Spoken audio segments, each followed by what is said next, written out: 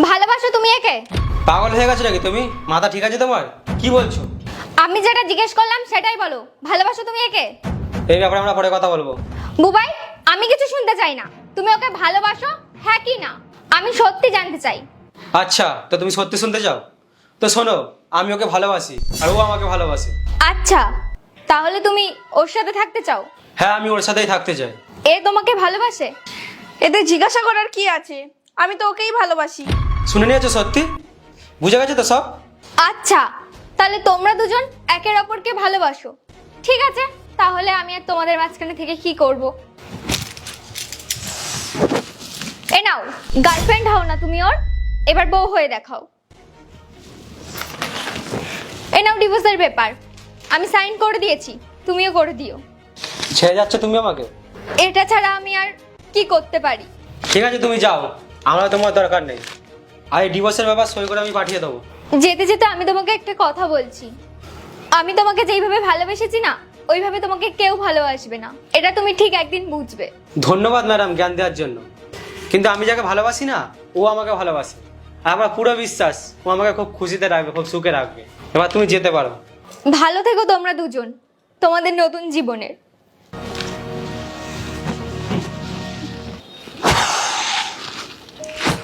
সুস্মিতা, এক গ্লাস জল আনো তো। সুস্মিতা, এক গ্লাস জল আনো। সুস্মিতা, এক গ্লাস জল আনতে বলছি তো। আরে তুমি গিয়ে নিয়ে নাও না, আমার হাতে ব্যথা করছে। এক গ্লাস জলই তো চেয়েছি। কি আমি কি তোমার কাছে এক গ্লাস জলও চাইতে পারি না? তুমি কি বলতে চাইছো সারাদিন আমি ঘরে বসে থাকি? আমার কি ঘরে কাজ থাকে না? সারাক্ষণ আমি ঘরে কাজ করি, আমারও হাতে ব্যথা করে। আর হ্যাঁ, আমি তোমার কাজের লোক না। সুস্মিতা, সুস্মিতা, সুস্মিতা। কোয়েল, কোয়েল জল আনতে বললাম তো, এত সময় লাগে? হ্যাঁ দাঁড়াও, আসছি। এ নাও। এত সময় লাগে জল আনতে? ওই বাইরে কাপড় চাপড় শুকাচ্ছিলাম তাই। এই জলে কি জল ভরার আগে দেখিসনি তুই? ওই আমি দেখেছিলাম, কিন্তু জানি না কিভাবে পড়েছে। ধর একটা নিয়ে আয়।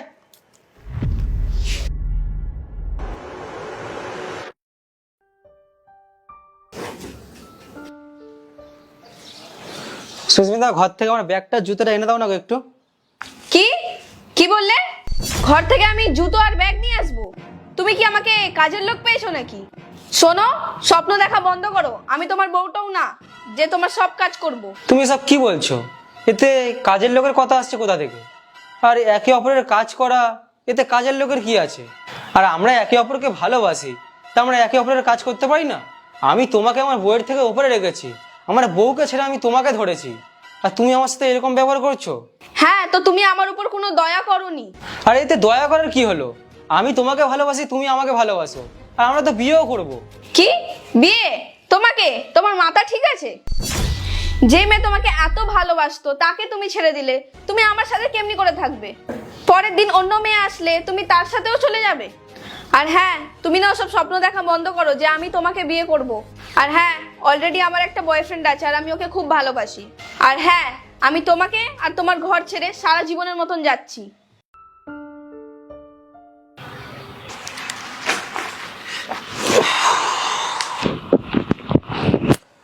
কোয়েল, কোয়েল একটু চা আনো তো, মাথাটা খুব ধরেছে। একটু চা আনতে বললাম। হ্যাঁ আনছি। কি হয়েছে তোমার? দেখো না, মাথাটা খুব ধরেছে অফিস থেকে বার হওয়ার পর থেকেই। ও, মাথাটা একটু টিপে দেবো? ঠিক আছে, দাও। আচ্ছা ঠিক আছে, তুমি আমার কোলে মাথা দিয়ে শুয়ে পড়ো।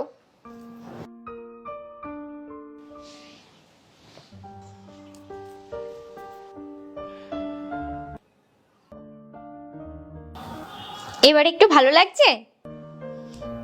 আগের থেকে একটু ভালো লাগছে।